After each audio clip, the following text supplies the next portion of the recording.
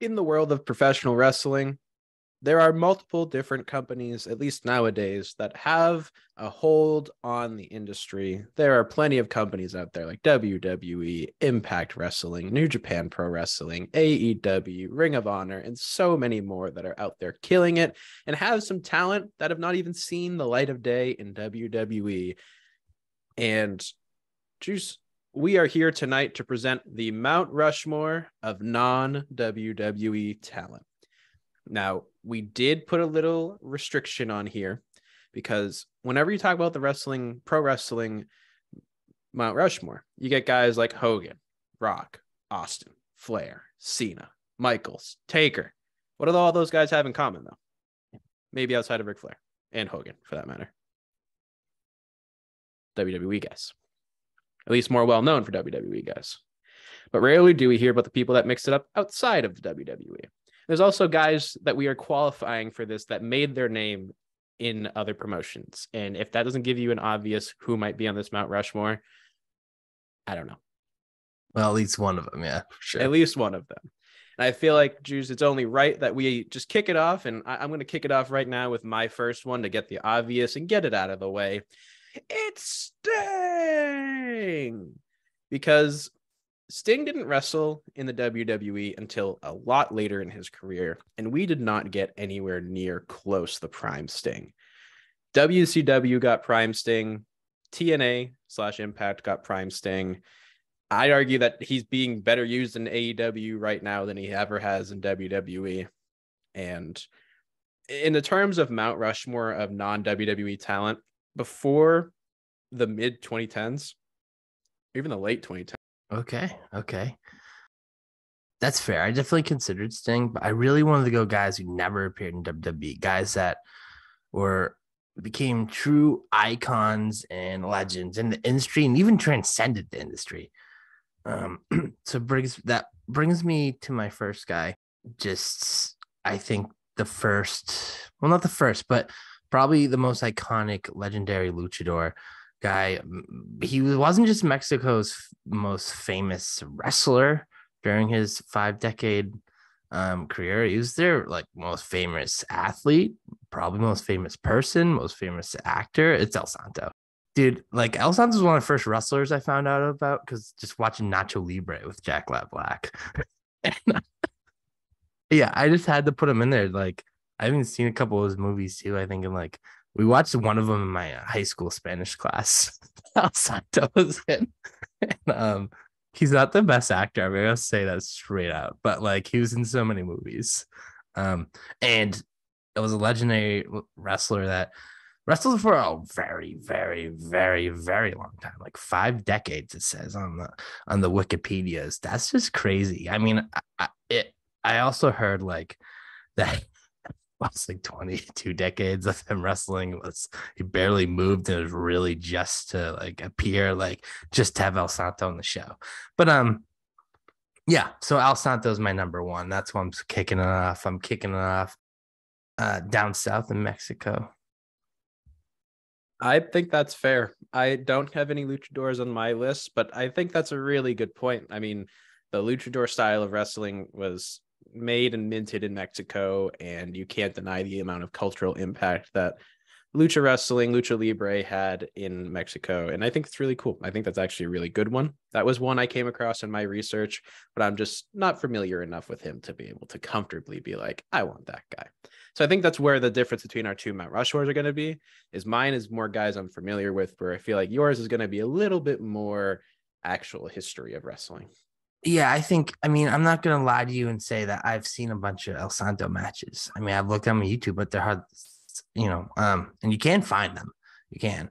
But I kind of want more so impact in the industry as a whole. And I think that really came from stuff going far as back as 1900 to the early days of wrestling to the 1980s, I think. I tried to get one.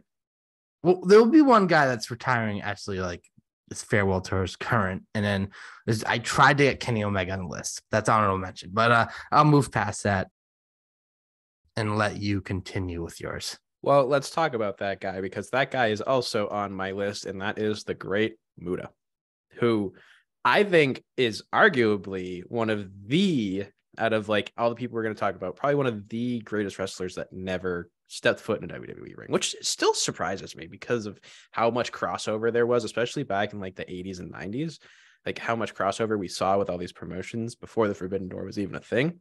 But you can't deny Muta is a legend in the industry, made his name in Japan, and we recently saw him wrestle Shinsuke Nakamura, a WWE talent, but that doesn't qualify him to not be on this list. Muta is a legend. Muta is a GOAT. Muta is one of the greatest wrestlers to ever exist.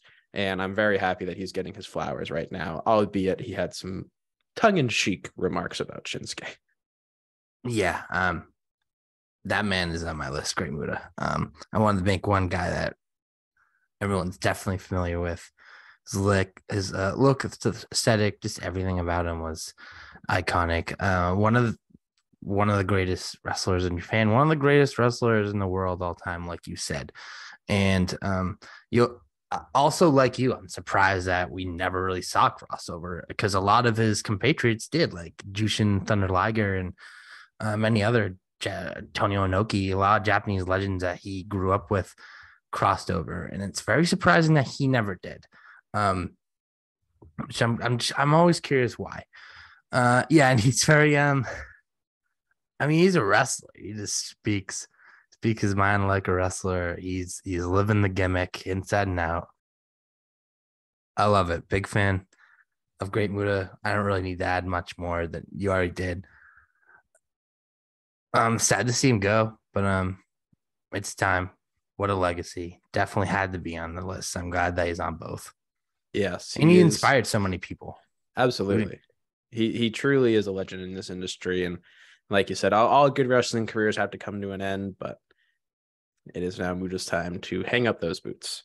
But I'm going to put somebody on this list, Juice, that you said that you couldn't find a spot for and would be one of your honorable mentions, because I truly believe that in this generation, this is the greatest wrestler to never step foot in the WWE ring, which is a little surprising to me still, but that is one Kenny Omega. I truly believe that Kenny is, at least right now, the, if not one of the top 2 or 3 wrestlers to have never stepped foot in WWE ring. And yeah, he probably had like a development match. I think he had a development match or some form of tryout match before, sure, but he never made his name in the WWE. And every other company besides Impact, well, even Impact, actually, he was a world champion at Impact at some point in the last few years. Like, he's literally been the guy in every company at some point in his career. And you can't deny that that is star power. That's somebody that for years and decades to come is going to be talked about. One of the greatest talents that never stepped foot in a WWE ring. Yeah, I still think there's time left because I remember a couple years, like not even a couple years ago, a year ago, it was like a lot of rumor mill. So I'm not ruling that out because WWE does love. I mean, look at AJ Styles and Samoa Joe and guys like that, guys that were like over a decade somewhere else and then very late in their careers came here. Robert Roode, so many. So I'm not ruling it out that he could have a couple of years stint in WWE. Great one. I think that's like number 5 for me. I just think the 4 people I picked, their legacies and their impact went beyond just wrestling itself. I can't think of Kenny Omega making impact and historical impact the way these 4 did. And that's the only reason I left them out, because we're talking about just wrestling legacy and the titles he's held in promotions. It's crazy. I'm going to my next guy. This is a guy that has influenced so many careers, some of the greatest careers, not just in wrestling. This is a guy that inspired Muhammad Ali's just press conference talking and just his showmanship. A guy that also inspired wrestling legends like Ric Flair and Rick Martel. A guy who is in WWE Hall of Fame, was inducted in 2010, is Gorgeous George. Gorgeous George was in the 40s and 50s, a golden age of wrestling legend. A guy that his wrestling figures and merch goes for so much money. He is a guy who was talked about by a lot of the diehard wrestlers who are fans of the sport. I mean, you can Matt Cardona and like Hawkins talking about him all the time. So many people. I think he definitely had to be on the list. That was the first person that came to my mind, to be honest. I'm like, have I seen a Gorgeous George match? I'm not going to lie to you and say yes, because I haven't. But first name I thought of, I was like, I have to have him on here. I know I've seen him and it's tough because I'm not a fan, but he's impacted so many people I am a fan of, and he's impacted the industry in a way that not many people have, and even other industries like boxing. Yeah, you'll make it easy for me. That's also my fourth and final person on this Mount Rushmore. I think Gorgeous George's impact into the wrestling world is stellar. Like it's literally just stellar. Like he was the first real like guy you wanted to like almost, like the flashy over the top. And I feel like he really defined sports entertainment and like made it what it is today, made it the juggernaut that it is today. And if you're going to talk about character and work, I think he personifies it. Like you said, he's inspired some of the greats, some of the people that, like we said, Hogan, Rock, Austin, Cena, Angles, Michaels, Taker, Flair. Like I'm sure all of those guys have taken influence from Gorgeous George. And any guy you could probably like, I'm sure has taken some form of influence from him. Yeah, not even just wrestling and promos, like we said, even the aesthetic of it, like his ring gear, like Ric Flair's coats. Like this is the guy that really first had the flashy ring gear, the flashy entrances.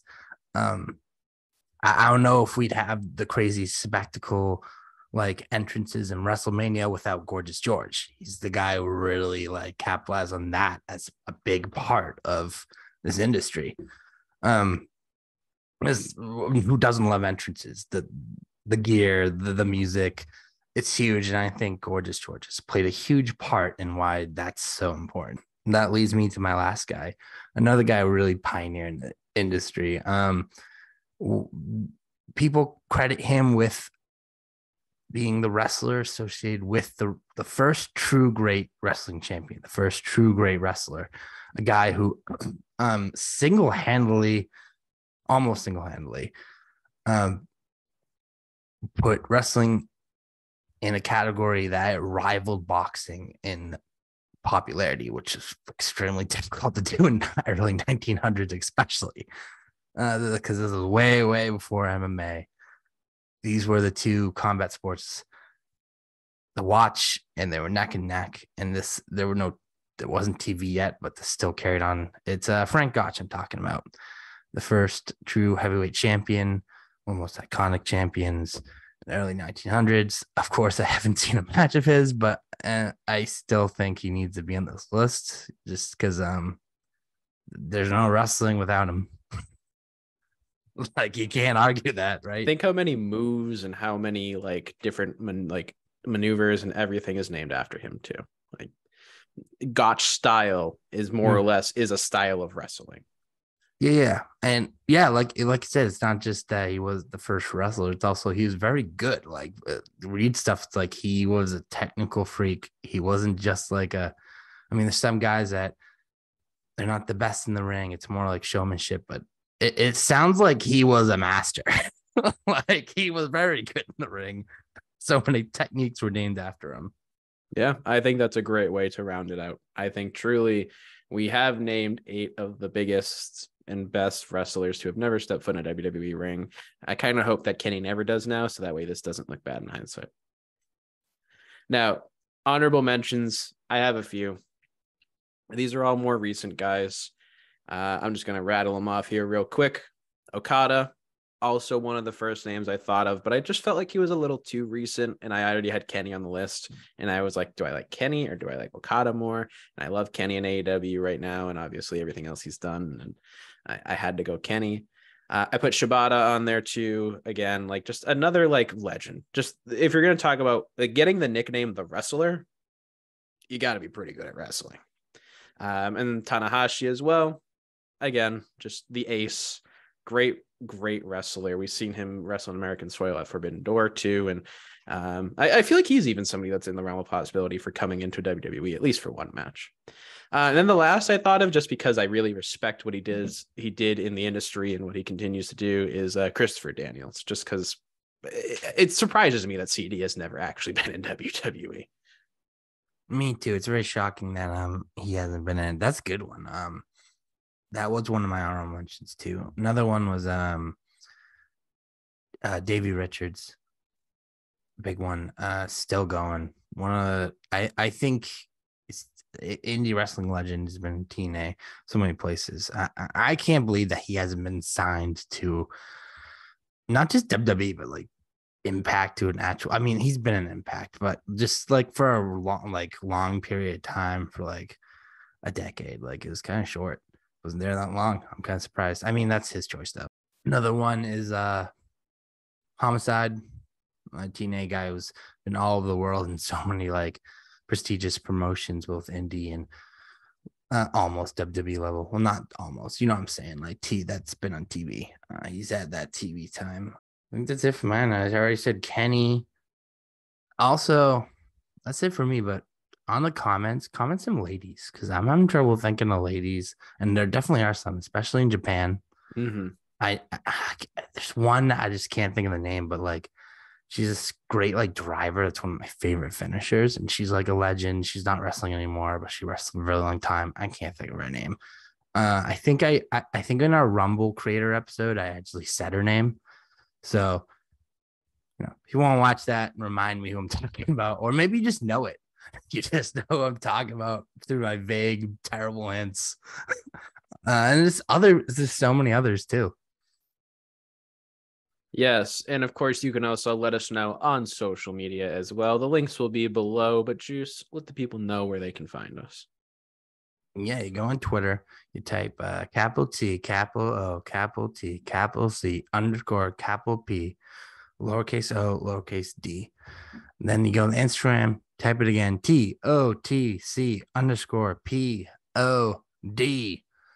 And that is our Instagram handle, and that is a fact of life.